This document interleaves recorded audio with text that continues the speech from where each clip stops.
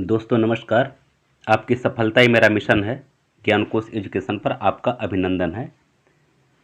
दोस्तों आज एक बहुत ही शानदार टॉपिक पर आपको वीडियो मिल रहा है और ऐसा वीडियो शायद आपको कम ही देखने को मिलेगा। भाषा विज्ञान के ऐसे गुणतम प्रश्नों को मैं लेकर के आपके सामने आया हूं, जो आप अगर पूरा वीडियो देख लें तो आपको लगेगा कि हाँ, ये कुछ एकदम अलग हट करके है और वास्तव में ये अलग हट करके है भी। क्योंकि जो जिस तरह से परीक्षा का पैटर्न इस समय शुरू हुआ है, जो जिस तरह से उसका तरीका बदला गया है, उसमें आपको गुणतम प्रश्नों को जानना जरूरी है। जैसे कुछ उदाहरण के तौर पर मैं आपको बता सकता हूँ, स्वनिम किसे कहते हैं, स्वनिम के कितने पक्ष होते हैं, ध्वनि के कितने पक्ष होते हैं, ध्वनि के कितने गुण माने जाते हैं, फिर मान स्वरों की संख्या कितनी होती है, मान स्वर को प्रधान स्वर या मेय स्वर भी कहते हैं। सब कुछ ऐसे तथ्य हैं जो कि आपको बिल्कुल अलग हट करके मिलेंगे और इस वीडियो को पूरा आप देखिए, क्योंकि 2022 का परीक्षा का पैटर्न जो है काफ़ी जटिल होना है। क्योंकि 2021 का जो परीक्षा हुआ था उसके आधार पर मैं आपको ये पूरे दावे के साथ कह सकता हूँ कि इस बार का भी परीक्षा भी काफ़ी जटिल होगा। इसलिए जटिल प्रश्नों को आपको पढ़ना पड़ेगा। बिना जटिल प्रश्नों को पढ़े सामान्य तौर पे आपको लगेगा कि मेरी तैयारी बहुत अच्छी है, इस बार तो निकल ही जाएगा, लेकिन नहीं, सामान्य प्रश्नों को अब नहीं पूछा जाएगा, इतना जान लीजिए। तो आपको ध्यान देना पड़ेगा। तो चलिए आज हम लोग भाषा विज्ञान के कुछ गुणतम तथ्यों के बारे में जानते हैं और इस वीडियो को अंत तक आप देखेंगे तभी आपको पता चलेगा। शुरुआत में आप 2-4-5 मिनट वीडियो देखने बाद लगता है कि नहीं चलो यार, इसमें कोई ज़्यादा अच्छा कंटेंट नहीं है, लेकिन जब नीचे आप आएंगे तब आपको पता चलेगा हाँ, यहाँ क्या क्या मिल सकता है और कितनी अच्छी अच्छी चीज़ें आपको मिल सकती हैं। भाषा विज्ञान के बारे में जानेंगे, अर्थ विज्ञान के बारे में हम लोग जानेंगे, फिर उसके बाद से और भी बहुत सारी चीज़ हैं। एक अर्थक शब्द के कितने साधन हैं, अनेकार्थक शब्द के कितने साधन हैं, बहुत सारी चीज़ें हैं आपको यहाँ पढ़ने के लिए मिलेंगी। ठीक है ना। चलिए, तो सबसे पहले हम लोग शुरू करते हैं कि भाषा के मुख्यतः कितने तत्व होते हैं। तो भाषा के मुख्यतः 4 तत्व होते हैं। ये आपका एक तरह से प्रैक्टिस सेट की तरह से है, क्योंकि वन लाइनर क्वेश्चन की तरह से है, आप इस लेक्चर की तरह से है, इसमें एक तरह से समझिए कि हर एक चीज़ का मिश्रण इसमें है। तो भाषा के मुख्यतः कितने तत्व होते हैं? 4 तत्व होते हैं। कौन कौन होते हैं देखिए, ध्वनि होता है, शब्द होता है, वाक्य होता है और अर्थ होता है। ठीक है ना।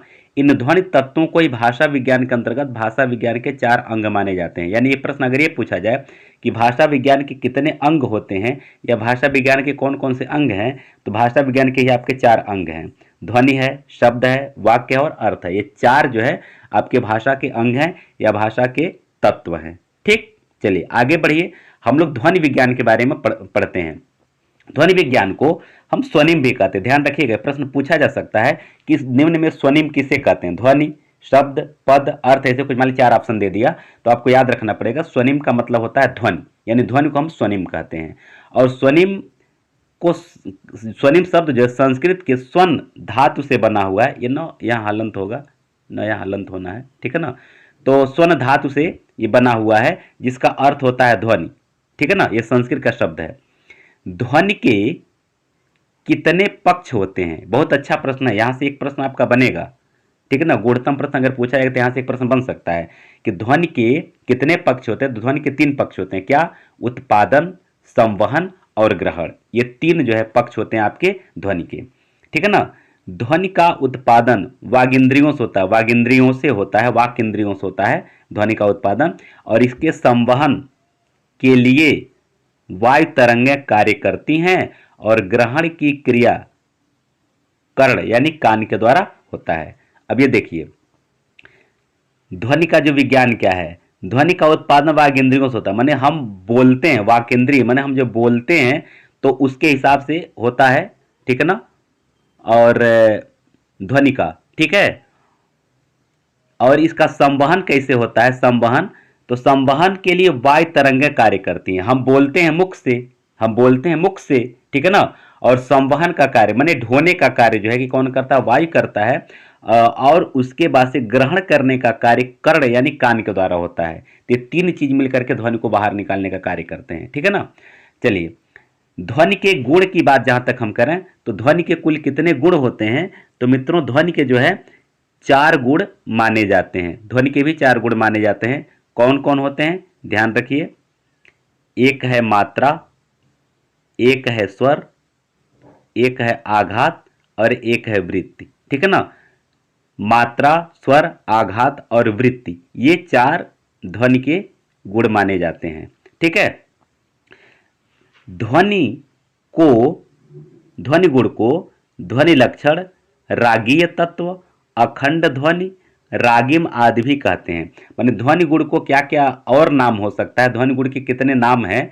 तो ध्वनि गुण के ध्वनि लक्षण है, रागीय तत्व है, उसका से अखंड ध्वनि है और रागिम, ये सब जो है कि ध्वनि गुण के नाम है। ठीक है ना। चलिए आइए हम लोग आगे बढ़ते हैं। मानव स्वर, एक होता है मानव स्वर। मानव स्वर की परिकल्पना किसने किया है? तो मानव स्वर की परिकल्पना अमेरिका के प्रोफेसर डेनियल ने किया है। कब किया है? तो 1953 ईस्वी में किया है। यह प्रश्न बहुत अच्छा प्रश्न आपका यहां से बनेगा। ये टीजीटी ही नहीं, पीजीटी, नेट जेआरएफ के लिए प्रश्न काफी अच्छा है, ये समझ लीजिएगा। बहुत ही शानदार प्रश्न है कि मानव स्वरों की कल्पना अमेरिका के प्रोफेसर डेनियल ने 1953 ईस्वी में किया था। और मानव स्वर, माना नहीं मानव है, यहाँ इसको व कर लेंगे आप, मानव। ठीक है ना। मानव स्वर की संख्या कितनी है? 8 है, जो किसी भाषा विशेष से संबद्ध न होकर एक काल्पनिक स्वर है। माने मानव स्वर की संख्या 8 होती है। प्रश्न पूछा जा सकता है कि मानव स्वरों की संख्या कितनी होती है? तो मानव स्वरों की संख्या 8 होती है, जो किसी भाषा विशेष से संबद्ध नहीं होती है, बल्कि एक काल्पनिक स्वर है। ठीक है ना, एक काल्पनिक स्वर है, किसी भाषा विशेष से संबंधित नहीं है। मान स्वरों, मान स्वर, ठीक है ना, मान स्वरों की संख्या कितनी होती है? मानव नहीं, मान स्वर है। मान स्वरों की संख्या कितनी मान स्वरों को क्या कहते हैं? प्रधान स्वर भी कहते हैं और मेय स्वर भी कहते हैं। मान स्वर को प्रधान स्वर और मेय स्वर भी कहते हैं। गौण स्वर की संख्या कितनी होती है? तो गौण स्वर की संख्या मित्रों होती है 7। गौण मान स्वर जो होते हैं कितने होते हैं? ये 7 होते हैं। चलिए आगे बढ़िए। स्वनिम ध्वनि को ग्राम भी कहा जाता है। क्या कहा जाता है? ग्राम। स्वनिम ध्वनि को ग्राम भी कहा जाता है, जो अंग्रेजी के फोनिम का रूपांतर है, किंतु भारत सरकार की पारिभाषिक एवं तकनीकी शब्दावली आयोग ने फोनिम का हिंदी अनुवाद स्वनिम माना है। ठीक है ना। स्वनिम का जो ध्वनि है ग्राम भी कहा जाता है, जो अंग्रेजी के फोनिम का रूपांतर है। यानी यह ग्राम शब्द जो है अंग्रेजी के फोनिम का रूपांतर है, लेकिन भारत सरकार की पारिभाषिक एवं तकनीकी शब्दावली आयोग ने फोनिम को हिंदी अनुवाद स्वनिम माना है। ठीक है ना। अब स्वनिम के कितने भेद होते हैं? अब ये देखिए, तो खंड्या होता है और खंडेतर होता है, 2 भेद होते हैं। खंड्या और खंडेतर ये स्वनिम के भेद होते हैं। ये प्रश्न पूछा जा सकता है कि स्वनिम के कितने भेद होते हैं? तो स्वनिम के 2 भेद होते हैं, खंड्या और खंडेतर। अब देखिए, ऐसी ध्वनियां जिसे हम स्वतंत्र रूप से उच्चारित कर सकते हैं उन्हें खंड्य स्वनिम कहते हैं। खंड्य स्वनिम किसे कहते हैं? खंड्य स्वनिम किसे कहते हैं? ऐसी ध्वनियां जो हम स्वतंत्र रूप से उच्चारित कर सकते हैं। ठीक है ना। इसके 2 भेद होते हैं, स्वर और व्यंजन। स्वर और व्यंजन जो है ये खंड्य ध्वनि के क्या हैं?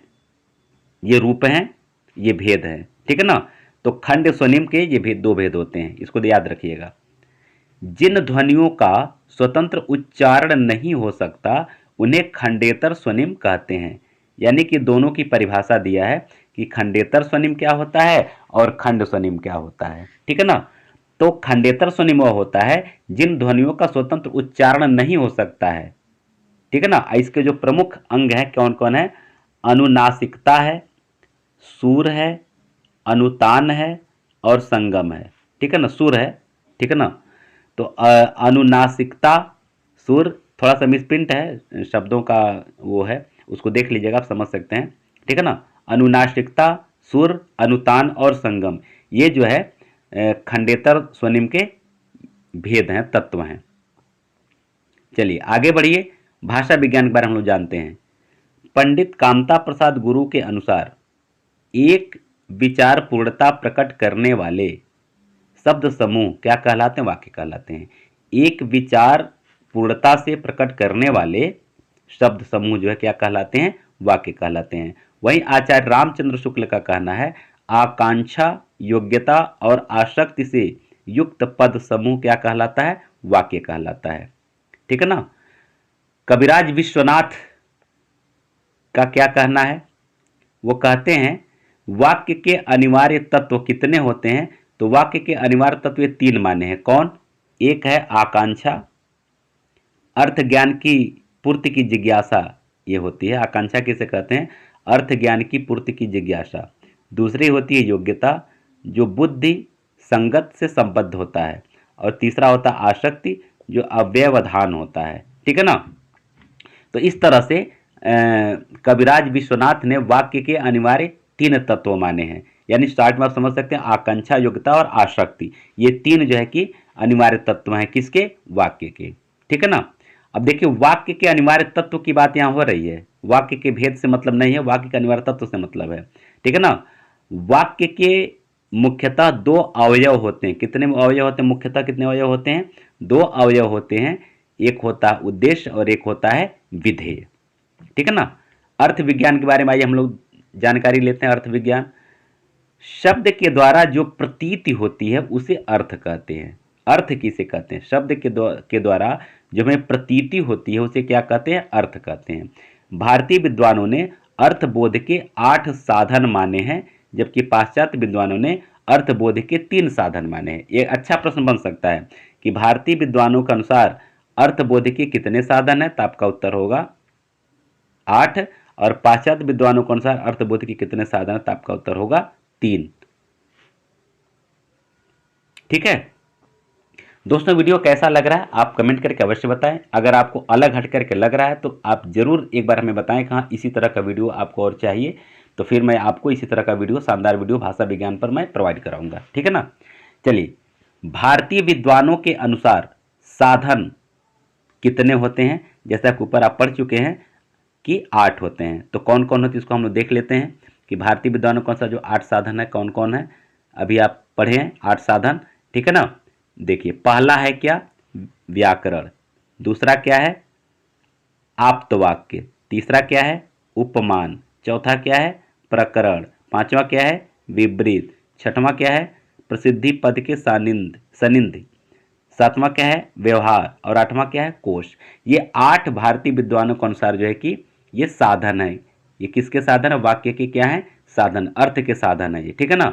अर्थबोध के क्या है? ये साधन है, 8 साधन। ठीक है दोस्तों, एक बार आपसे मैं निवेदन करना चाहता हूं कि आप डिस्क्रिप्शन बॉक्स में जाइएगा, वहां आपको कई वीडियोस के लिंक, अच्छे अच्छे वीडियोस के लिंक आपको वहां मिलेंगे, कई प्लेलिस्ट के लिंक वहां मिलेंगे। अगर आप कोई बुक्स परचेस करना चाहते हैं तो कई बुक्स के लिंक भी वहां हैं जिससे आप परचेस कर सकते हैं। अच्छे अच्छे किताब वहाँ हैं। अब इस पर मैं ज़्यादा आपका समय नहीं लेना चाहता हूँ। बहुत अच्छे अच्छे किताबों का लिंक है जो आप हमेशा पूछते हैं सर कौन सी किताब इसमें पढ़ा जाए, तो काफ़ी अच्छी अच्छी किताबों का लिंक है जो आपको अच्छा लगे पढ़ सकते हैं। ठीक है, और एक बार प्लेलिस्ट में आप जरूर जाइएगा, क्योंकि प्लेलिस्ट के सभी कई फोल्डर मिला करके करीब 350 ज़्यादा वीडियो आपको यहाँ मिलेंगे, जो टीजीटी के लगभग पूरे कोर्स को कंप्लीट करने का प्रयास किया गया है। और नए नए वीडियो भी मिल रहे हैं, और नया वीडियो जो मिल रहा है बिल्कुल नए पैटर्न पे मिल रहे हैं। 2022 के एग्ज़ाम का जो पैटर्न होना है, जिस हिसाब से आयोग पेपर बनाने वाला है, कुछ पिछले एग्ज़ाम से हम लोग सीख लेते हुए उसी हिसाब से काम करना पड़ रहा है, ताकि आपको इस एग्ज़ाम में 100% सफलता मिल जाए। ठीक है ना? चलिए, वीडियो अगर अच्छा लगे तो लाइक, शेयर और सब्सक्राइब अवश्य कर लीजिए। यह कहने की आवश्यकता नहीं, आप करते भी हैं। आइए, पाश्चात्य विद्वानों के अनुसार जो साधन है, अर्थबोध के जो 3 साधन है, कौन कौन है? यह आपका है व्यवहार, दूसरा है विवरण, तीसरा है अनुवाद। ठीक है ना? अब देखिए, अब पाश्चात्य विद्वानों के अनुसार अर्थ के कितने भेद होते हैं? पाश्चात्य विद्वानों के अनुसार जो है अर्थ के कितने भेद माने जाते हैं? तो 3 भेद माने जाते हैं। कौन है? कोशार्थ, व्याकरणार्थ, अनित्यार्थ। कहीं की मात्रागत अशुद्धियां हैं, तो ये थोड़ा सा जैसे पीडीएफ में टाइपिंग करते समय कुछ ऐसा दोष हो गया और उस पर ध्यान नहीं जा पाया, इसलिए आप उसको समझ सकते हैं। व्याकरणार्थ है, यह पर आ का मात्रा है। कहीं कोई आगे भी इसके पहले आप पढ़ चुके हैं, उसमें भी कुछ मात्रागत अशुद्धियां, तो आप उसको समझ सकते हैं। इतना तो आप समझदार हैं। चलिए आगे हम लोग बढ़ते हैं।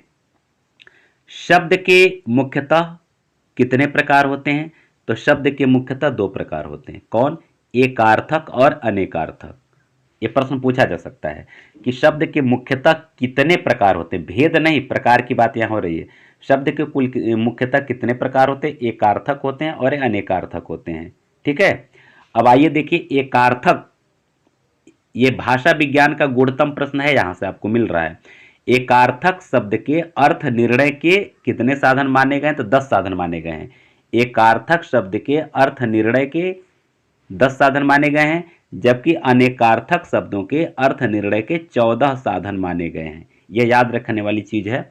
एकार्थक शब्द के अर्थ निर्णय के 10 साधन माने गए हैं, जबकि अनेकार्थी शब्दों के अर्थ निर्णय के 14 साधन माने गए हैं। अब आइए देखिए एकार्थक शब्द के जो 10 साधन है कौन कौन है, ध्यान दीजिए।